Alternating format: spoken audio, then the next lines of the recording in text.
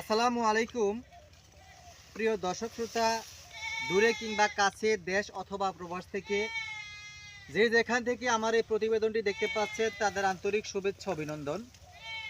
বন্ধুরা, দেখতেই পাচ্ছেন আমি একটা ঘাসের জমিতে, এই ঘাসটা হচ্ছে ইন্দোনেশিয়ান স্মার্ট নেপিয়ার ঘাস। ইন্দোনেশিয়া থেকে বাংলাদেশে এই ঘাসটা আমদানি করা হয়েছে। বর্তমানে বাংলাদেশে চাষ হচ্ছে এই ঘাসটি। বাংলাদেশের প্রায় অনেক জেলাতে এই ঘাসটা খামারিরা চাষ করেছেন। আমরাও কিন্তু এই ঘাসটা নিয়ে চাষ করতেছি। প্রায় 2 বছর হয়েছে আমরা এই ঘাসটা চাষ করছি। আমাদের নিকট হতে বাংলাদেশের 64 জেলার উপজেলার বিভিন্ন খামারিরা, ছোট খামারিরা, বড় খামারিরা এই ঘাসটা সংগ্রহ করেছেন। তারা এরকম এই ঘাসটা চাষ করেছেন এবং এই ঘাসটা বর্তমানে সবচেয়ে ভালো ফলন পাওয়া যায়। যেমন অতিরিক্ত পাতা থাকায় আপনার ভেড়া এবং ছাগল পালতে এই ঘাসটা খুবই অন্যতম ভূমিকা পালন করে থাকে। আপনি কিন্তু সচরাচর কাটিং থেকে উৎপন্ন ঘাস দিয়ে আপনার ছাগল ভেড়া পালন করা কষ্টসাধ্য। সেই ক্ষেত্রে ইন্দোনেশিয়ান স্মার্ট নেপিয়ার দ্বারা কিন্তু ছাগল ভেড়া পালন করা সম্ভব। অনায়াসে আপনি ছাগল ভেড়ার জন্য এই ঘাসটা সবচেয়ে বড় কার্যকরী। এখন একটা কথা, যেই ঘাসটা ছাগল এবং ভেড়া পছন্দ করে খায় সেই ঘাসটা কিন্তু গরু মহিষ, হ্যাঁ, অনায়াসে খাবে। এটা আপনারা ভালো করে জানেন। ছাগল যেটা বেশি পছন্দ করে সেটা গরুর জন্য আরও বেশি পারফেক্ট পছন্দের ঘাস।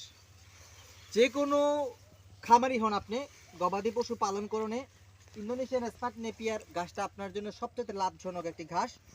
এই ঘাসটা উচ্চতায় সর্বোচ্চ 6 ফিট পর্যন্ত হয়ে থাকে। কিন্তু উচ্চতা বড় কথা না, এটা কথা হচ্ছে বড় হলেই কিন্তু আপনার সবথেকে ভালো বেনিফিট না। যে কোনো কিছুই একটা মানে আপনার দেখেন, এটার বৈশিষ্ট্য হচ্ছে সর্বোচ্চ 6 ফিট, কিন্তু এই ঘাসটাতে এত বেশি পরিমাণ পাতা হয় ফার্স্ট টু লাস্ট, মানে আপনার সারাটা কাণ্ড জুড়ে পাতা। আপনি যখন গবাদি পশুর সামনে কেটে দিবেন মনে হবে যে একেবারেই নরম পাতাগুলা আপনার গবাদি পশুকে খাওয়াইতেছেন। এই ইন্দোনেশিয়ান স্মার্ট নেপিয়ার ঘাসে প্রোটিন রয়েছে 22 থেকে 25%, ভিটামিন রয়েছে এবং ক্যালসিয়ামও রয়েছে। হাই প্রোটিন সমৃদ্ধ ঘাস এই ঘাসটি।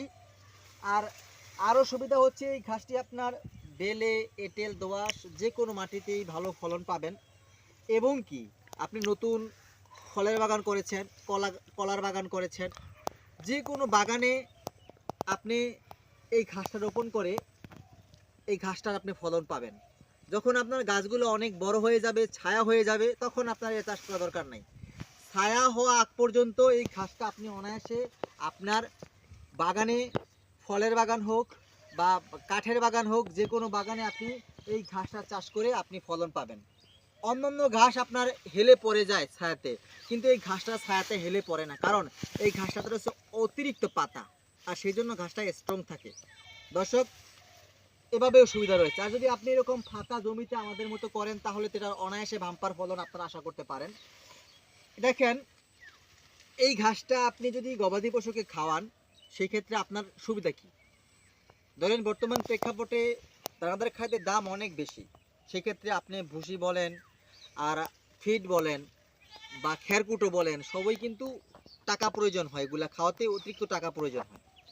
আর আপনি ধরেন খেরকুটা খাওয়াবেন, খাওয়াতে খাওয়াতে শেষ হয়ে যাবে, ওটাতে কিন্তু আর আপনার ফলন আপনি আর আশা করতে পারেন না, শেষ মানে শেষ। আর এই ঘাসটা যদি আপনি চাষ করে ঘাসটা কেটে খাওয়ান, এই ঘাসটা কিন্তু একবারে আপনি কেটে খাওয়ালে শেষ হয়ে যাবে না। এই ঘাসটা একবার কেটে দিয়ে নেবেন, আবার দেখবেন পুনরায় ওই ঘাসের থেকে আবার চারাগুলো গজাচ্ছে। এটা হচ্ছে আপনি যতবার কাটবেন ঠিক ততবারই আবার ফলন হবে, মানে দিন দিন এটার ফলন বৃদ্ধি পায়। এখন আপনাদের বলি, এটা তাইলে কত বছর পর্যন্ত ফলন পাওয়া যায় প্রশ্ন থাকতে পারে আপনাদের মনে। সেক্ষেত্রে বলতে চাই, আপনি যদি উঁচু জমিতে ঘাসটি রোপণ করেন সেই ক্ষেত্রে অনায়াসে 5 বছর আপনাকে আমি বলেছি, এর বেশিও আপনি ফলন পেতে পারেন যদি এটার সঠিক পরিচর্যা বজায় রাখেন। এখন আমি আপনাদের বলি, এই ঘাসটা গবাদি পশু সুস্বাস্থ্যের জন্য খুবই জরুরি। কারণ আপনি যদি অন্যান্য খেরকুটা সহ আপনার ওই যে দানাদার খাদ্য, ভুসি, এইসব খাবার যদি আপনি খাওয়ান সেই ক্ষেত্রে গবাদি পশু কিন্তু ওটা যথাসম্ভব ভাবে ওটা চিবাতে পারে না, জাবর কাটতে পারে না। সেই ক্ষেত্রে তাদের ফুড পয়জনিং থেকে শুরু করে বিভিন্ন ব্যাধি হতে পারে। সেটা আপনার গবাদি পশুর জন্য একটা মারাত্মক ব্যাপার হয়ে দাঁড়াতে পারে। আর যদি আপনি কাঁচা ঘাস যদি খাওয়ান, দিনের এবং রাতের যতটুকু সময় থাকে এর ভিতরে 75% যদি আপনি এই কাঁচা ঘাসের উপর নির্ভর থাকেন, যেমন তাহলে আপনি কাঁচা ঘাসটা গবাদি পশু খাওয়ালেন, ওরা ওদের নিজের মতো করে সারা রাত জাবর কাটলো, দিন জাবর কাটলো, এক্ষেত্রে তাদের পেট ক্লিয়ার থাকে। আর যতটুকু এই ঘাসে পুষ্টি আপনার গুণ রয়েছে, এই ঘাস এই পুষ্টি গুণে আপনার গাভীর জন্য, আপনার ষাঁড়ের জন্য, আপনার ছাগলের ভেড়ার জন্য যথেষ্ট, আমি মনে করি স্বাস্থ্যের জন্য কার্যকর ভূমিকা পালন করবে। এখন আপনারা যদি কেউ এই কাঁচা ঘাস রোপণ করে খামার প্রতিষ্ঠা করে দেখতে পারেন, যারা অন্যান্য আউটসাইড খাবার যেমন খেরকুটা এবং সাইলেজ বলেন বা দানাদার খাদ্য বলেন, তাদের তুলনায় এই যে কাঁচা ঘাস উৎপাদন করে যেসব খামারিরা পালন করবে তারা কিন্তু দ্বিগুণ এগিয়ে থাকবে। কারণ কাঁচা ঘাসে আপনার খরচ একবার, আর একবার কেমন খরচ, আপনি কষ্ট করে জমি রেডি করে কাটিং রোপণ করবেন, একবার কাটিং রোপণ করবেন, আপনার সর্বোচ্চ কাটিংয়ের দাম কিন্তু এখন বেশি না, মার্কেট প্লেসে একেবারেই স্বল্প মূল্যে পাচ্ছেন আপনি কাটিংটা।